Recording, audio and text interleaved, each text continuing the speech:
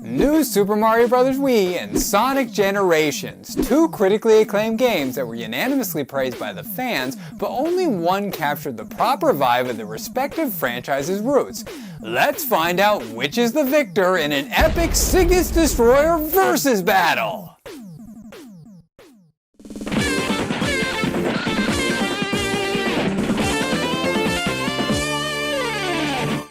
Released on November 15, 2009, New Super Mario Bros. Wii follows in the path established by its 3DS predecessor, but utilizes the advanced hardware to elevate it to a whole new level. The story kicks off with Princess Peach's birthday party being rudely interrupted by a few unwanted guests, aka Bowser Jr. and the Koopa Kids. The evil fiends kidnap the princess, and the band of brave heroes pursue their fleeing airship as the scene transitions to the standard overworld map.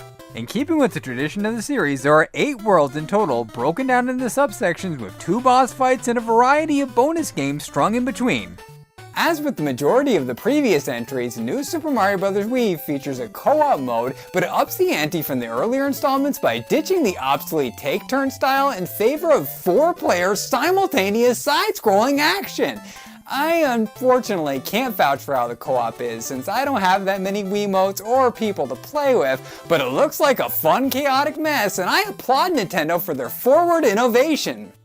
Whether taking the journey solo or with a group of friends, New Super Mario Bros. Wii offers an exciting mix of fresh and familiar ingredients that will be instantly accessible for veterans and rookies alike. The titular characters have to progress through a wide array of stages, covering terrain ranging from the bright and vibrant Mushroom Kingdom to the cold confines of the spooky Boo Castles, and they're assisted in their quest by the Toads, who provide a number of helpful items such as extra lives and power-ups. The power-ups include the typical size boost mushrooms and fire flowers from the 8 and 16-bit era, but New Super Mario Bros. Wii tosses in some original ideas that cleverly twist the classic formula, such as the ice flower and penguin suit, the mini mushroom, and the motion control-enabled propeller hat.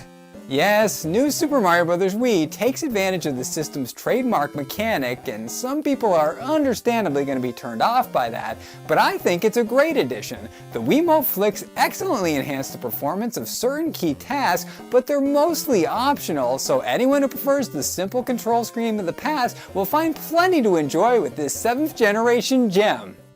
In a fitting nod to its influences, New Super Mario Bros. Wii maps most of its necessary functions to the 1 and 2 buttons in a manner reminiscent of the NES, and anyone who grew up with the groundbreaking titles that established the plumber as a gaming icon should have no problem getting acclimated to them. I was personally able to blaze my way through this in 2 very enjoyable evenings, and while I died a lot over the course of my recording sessions, they were all attributed to a combination of my own mistakes and the surprisingly severe difficulty. New Super Mario Bros. Wii definitely retained that old school challenge, and I encountered quite a few moments of genuine blood-boiling frustration. But this nostalgic trip is well worth taking in spite of those occasional bumps in the road for all of the exquisite little details. From the rhythmically dancing enemies to the reinterpretations of quintessential tunes, Nintendo did a fantastic job of celebrating their roots, and this is one retro throwback not to miss.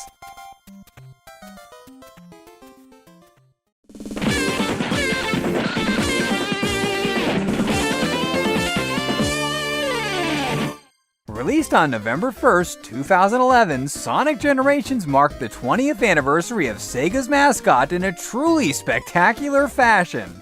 The Blue Blur joins forces with his younger self in order to reverse the damage done by the Time Eater.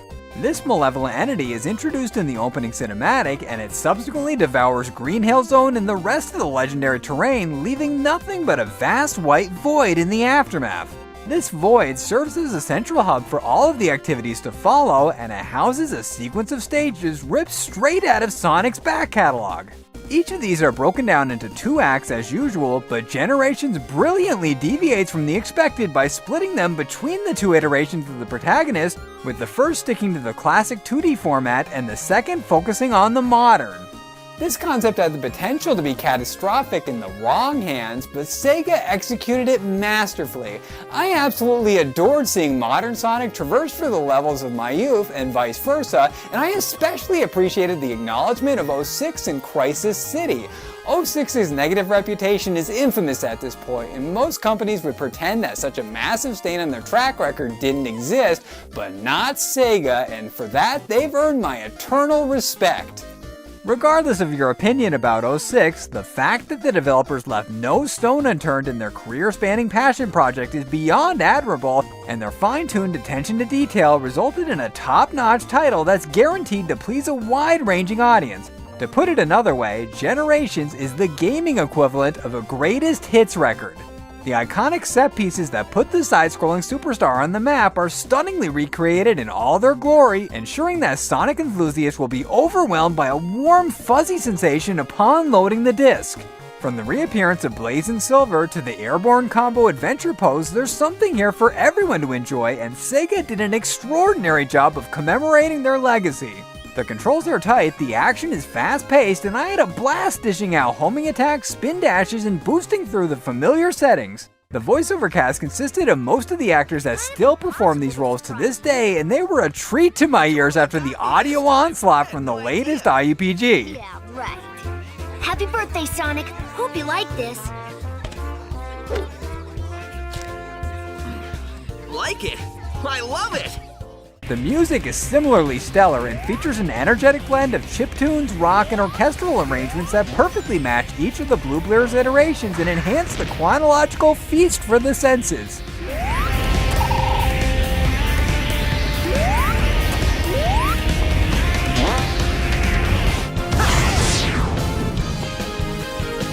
You can also perform freestyle tricks with rainbow wings.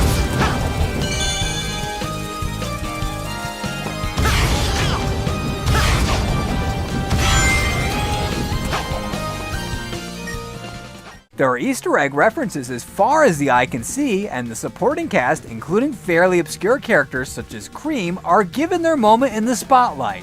The bosses, with the exception of the Time Eater itself, are again recycled from earlier titles, but they're implemented in a different manner that makes them feel fresh.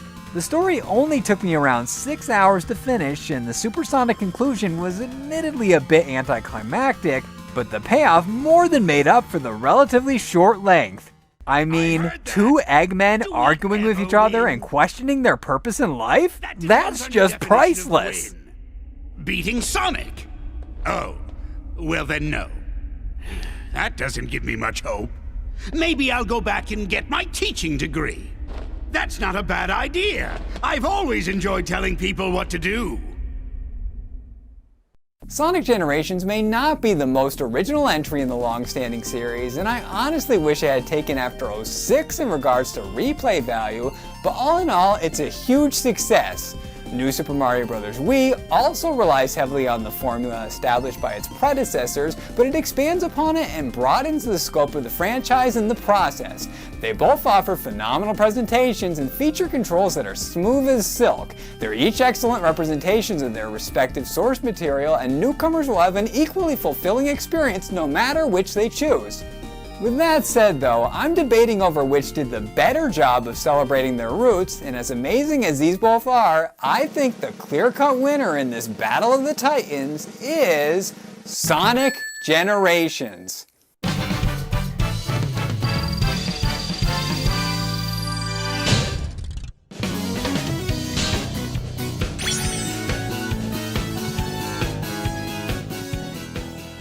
Call me a Sega fanboy if you want, but it's tough to argue against Sonic Team making the superior effort and acknowledging their roots, because that's what Generations is all about. New Super Mario Bros. Wii shows its influences on its sleeve, but it also brings enough of its own material to the table to make it stand as the next step in the progression of the 2D Mario universe. Sonic Generations, on the other hand, feels more like the culmination of everything that came before, and while it's possible to get enjoyment from it without having played the titles that preceded it, the overall experience is greatly enhanced if you have, and I personally had a blast reliving some of my cherished childhood memories thanks to it. Anyway, now that I've declared a victor, let me know which one you prefer and why in the comments below. Also, could you please do me a favor and check out some awesome retro gaming YouTubers that have been affected by the new monetization policy? They all make quality content and deserve far more recognition than they have, so I'm hoping to help them get it. In the meantime, be sure to come back for the long-awaited return of the LJN Defender. But until then, this is Matt, aka Cygnus Destroyer, signing out.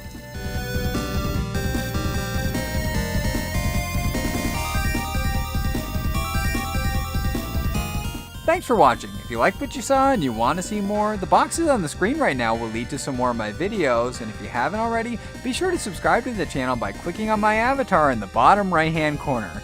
Thanks again.